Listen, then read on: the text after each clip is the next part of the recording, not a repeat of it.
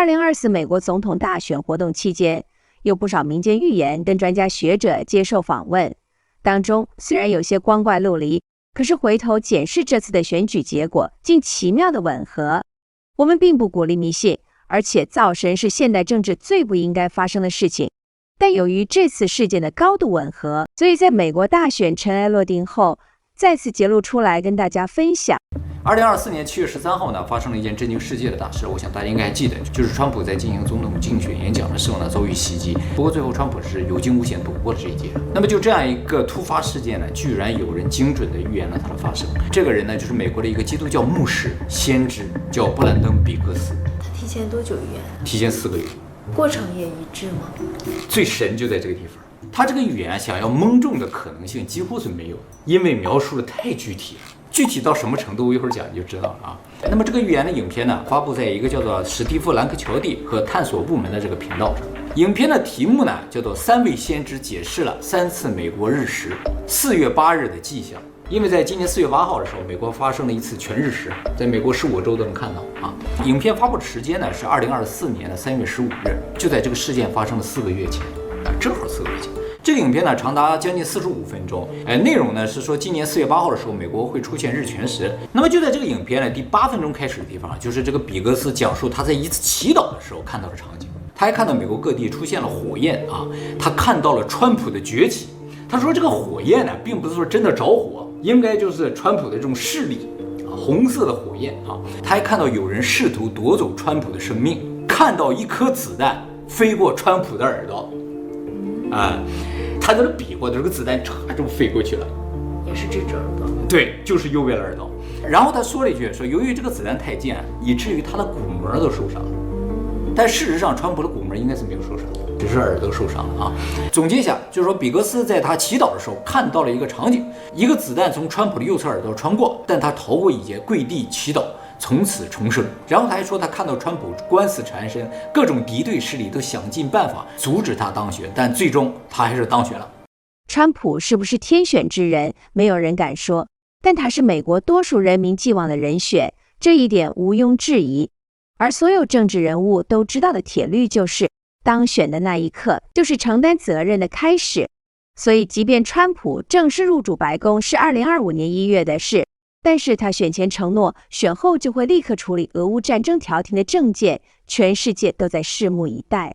而同样回顾选前一则美国知名国际关系学者米尔斯海默的专访，当中分析川普能否兑现调停俄乌冲突的政见，对照川普选后乌克兰政治学者弗拉基米尔·费森科接受访问提到的观点，也极有可能是未来俄乌停火剧本会朝向的发展。And in effect settle the Ukrainian war and improve relations with the Russians, and in particular improve relations with Putin. Trump believes he can do that. In fact, Trump has said that he will solve the Ukraine problem if he's elected in November, before he moves into the White House. I actually do not believe that Trump will be able to shut down the Ukraine war. I think that Trump will end up maintaining the status quo in Ukraine. I think the only thing that will change the course of the war in Ukraine and the course of America's relationship with Ukraine is if Ukraine loses on the battlefield. I think what happens in the fight itself is what really matters here. But I think the idea that Trump can come in and work out a deal with Putin is not likely. And the principal reason for that is that Putin's demands are not ones that Trump could easily accept. You want to remember that Putin has made it clear in a speech on June 14th of this year that 2 conditions have to be met before he will even agree to call a ceasefire and start negotiations with Ukraine and with the West. These are 2 preconditions. One precondition is that Ukraine and the West have to formally agree that the 4 oblasts that Russia has now annexed are now and forever Russian territory. And of course, the same applies to Crimea. Furthermore, the Ukrainians and the Americans, here we're talking about the West, have to accept the fact that Ukraine cannot be in NATO. They have to declare that Ukraine will be a neutral state. These are the two preconditions that Trump has to agree to before Putin even agrees to negotiate.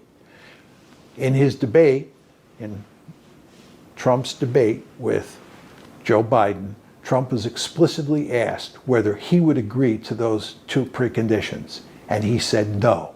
Well, if he will not agree to those two preconditions, then there are going to be no negotiations and there's going to be no settlement. So what Trump has to do is he has to be willing to accept the fact that Ukraine cannot be in NATO.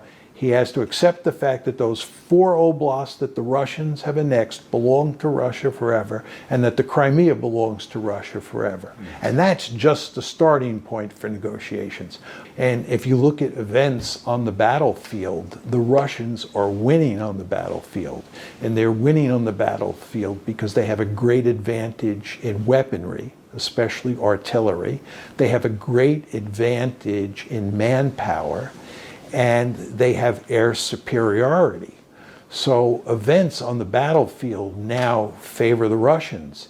And if the war continues, the Russians are likely to conquer even more territory than they now control. The Russians now control about 20% of Ukraine's territory. They'll end up conquering even more than that 20% if the war goes on. So at some point, the Ukrainians are going to say enough is enough. It's not clear, where that point is, but there is a point where the Ukrainians will say enough is enough, and they will go to the negotiating table. Ризики пов'язані з двома обставинами. There are certain risks connected with Trump. There are two main risks. The first is that Trump will initiate talks on ending the war. He wants a quick result, and there is a risk that certain concessions could be made to Russia.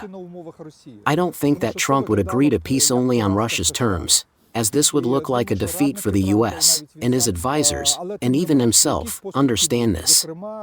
Nevertheless, some concessions will be made. It is highly likely that Trump would close the door on Ukrainian membership of NATO, which would certainly provoke a negative reaction from Zelensky and from Ukrainians, and then Ukrainian side will most likely be insisting on USATO give us stronger security guarantees.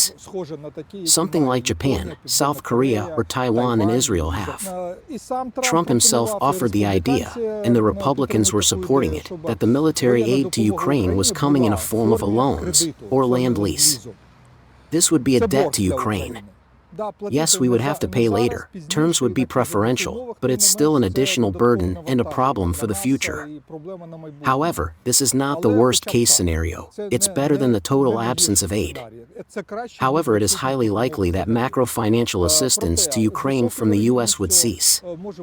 We can talk here about potential problems. In order to strike a quick deal, in negotiations, Trump can make concessions to Russia.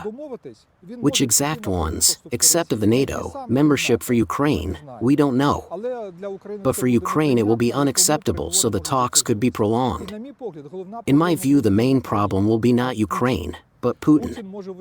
Putin can come up with the new ultimatums which will be certainly unacceptable for Ukraine, and the main issue will be how Trump will react to it. There is no unity in Ukraine as far as talks with Russia are concerned, and the terms under which the war with Russia could end.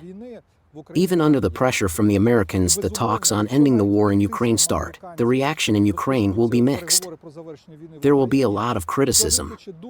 But please note, there will be a safety gauge had the circumstances been different. Had it been the initiative of Zelensky himself, then Zelensky would come under the fire of criticism. He would have been the main target of criticism.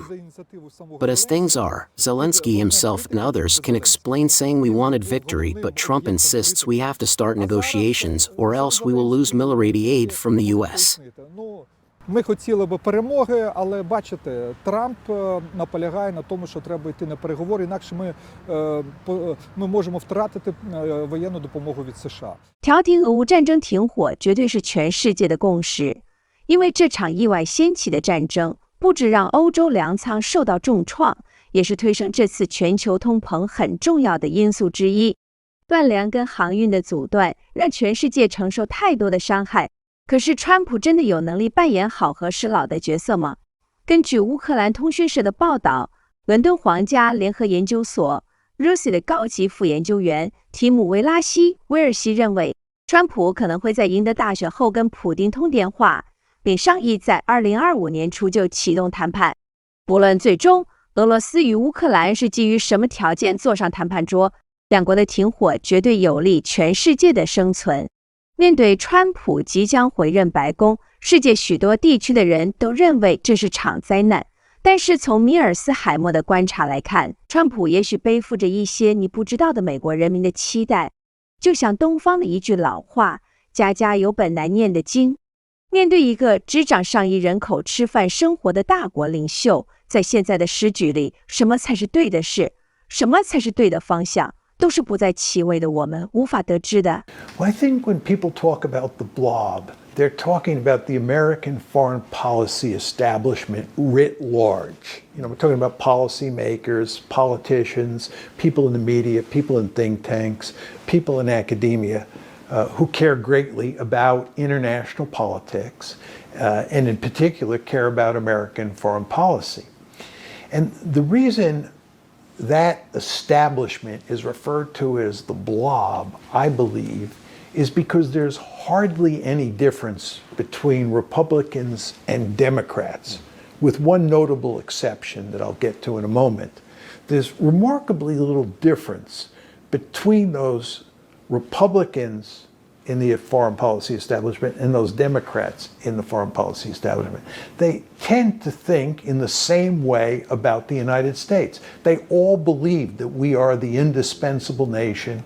We should be the most powerful state on the planet. They all think that we have a right and a responsibility to roam around the world and interfere in the politics of other countries on topics like Israel, on topics like China, and even on topics like Ukraine, for the most part. You see that there is a remarkable consensus. So the idea that these Republicans who do foreign policy and these Democrats who do foreign policy are at each other's throats, that they're mortal enemies, bears little resemblance to what's actually going on. It's kind of a seamless web. There's not much difference between the two parties. And that's why it's referred to as a blob. Excuse me. Now, the one exception to this is Donald Trump. Donald Trump is in favor of a different foreign policy. He's in favor of restraint. He doesn't view the United States as an indispensable nation. He's not interested in running all over the world, interfering in the politics of other countries. It's just not how he thinks about things. The question you have to ask yourself is whether or not you think Trump can beat the blob back. In other words, what I'm saying here is that when Donald Trump moves into the White House in 2017, in January of 2017, and he says quite explicitly that he's going to fundamentally alter American foreign policy, does he do that over the next 4 years? In the contest between Trump and the blob in his first term in office, who wins? It's perfectly clear that the blob won and that Trump was defeated. And by the way, before that, President Obama was elected on the platform that he was going to fundamentally alter American foreign policy. He was going to put an end to the forever wars. He was going to do nation building at home. By the time he was done with his 8 years in the White House, the blob had defeated him as well. So the blob, or the foreign policy establishment, or what's sometimes called the deep state, it defeated Obama, and it defeated Trump in his first term. Now, Trump, who's fully aware of this, says things are going to be different if I get elected this fall and I move into the White House in January of 2025. I learned my lesson. I'm going to bring in people who share my views, and we are going to defeat the blob. We are going to defeat the foreign policy establishment. If I had to bet a lot of money on who's going to win that fight after Trump moves into the White House, and of course we're assuming he wins the election, I would bet my money on the blob, not on Trump.